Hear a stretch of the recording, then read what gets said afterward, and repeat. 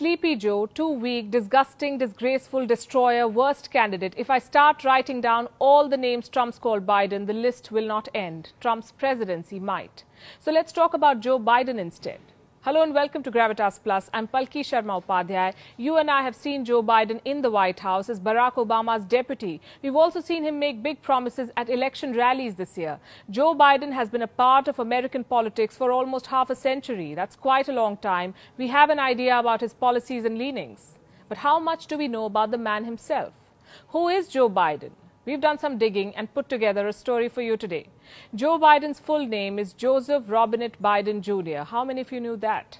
He was born in Scranton, Pennsylvania. His parents are Joseph Sr. and Catherine Eugenia Jean Finnegan. Joe is the eldest of 4 siblings. Do you know why he's often called middle-class Joe? Because unlike Donald Trump, Joe Biden was born to a family that often scrambled to make ends meet. His father moved jobs.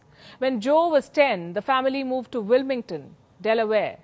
Young Joe Biden had a debilitating stutter, and for that reason, he was often bullied in school. Joe Biden went on to study history and political science at the University of Delaware. He spent his spring break in Bahamas, and that's where he met his first wife, Nelia Hunter. Joe Biden entered politics at the age of 25. At 29, he was running for the Senate. But tragedy struck soon after. He lost his wife and 13-month-old daughter to a car accident. His sons, Beau and Hunter, were seriously injured. Joe Biden went on to win the Senate race.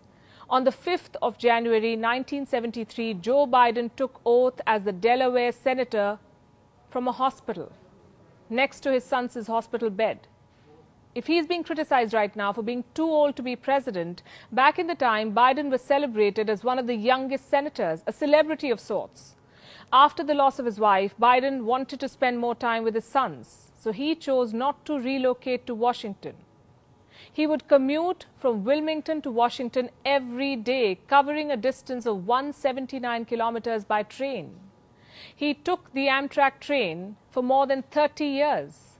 The crew became his family, and the story goes that Biden would host barbecues for them. Years later, the Wilmington Amtrak train station was renamed Joseph R. Biden Jr. Railroad Station. He has come a long way. And he's been trying to become president for a while now, 33 years to be precise. 2020 is Joe Biden's 3rd run for the White House. 1987 was the first time. His race was cut short after Biden plagiarized a speech and was caught. Then in 2008, Biden ran for president again. This time, too, he dropped out. But this time, he did end up entering the White House as Barack Obama's deputy. Joe Biden was the 47th vice president of the United States of America. If Obama was the face of change, the face of a new generation, Biden struck a balance with his age and experience. Joe Biden has had a 47-year-long political career, and it has not been squeaky clean. He's had his share of controversy. Biden once voted for the anti-abortion bill, or what's called the Hyde Amendment. In 2002, he voted for the Iraq War. Years later, he said this. It was a mistake, and I acknowledge that. Biden has also been nicknamed Creepy Joe.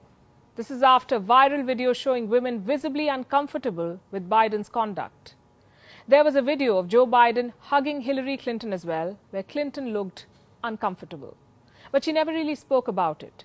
Joe Biden's record on racism is not clean either. In the 1970s, he opposed the mandatory busing as a method of desegregation in American schools. In 1994, Biden masterminded a crime legislation which was later criticized for being unfair to people of color. In 2015, Biden lost his elder son, Beau, to brain cancer. The younger Biden was seen as a rising star in American politics.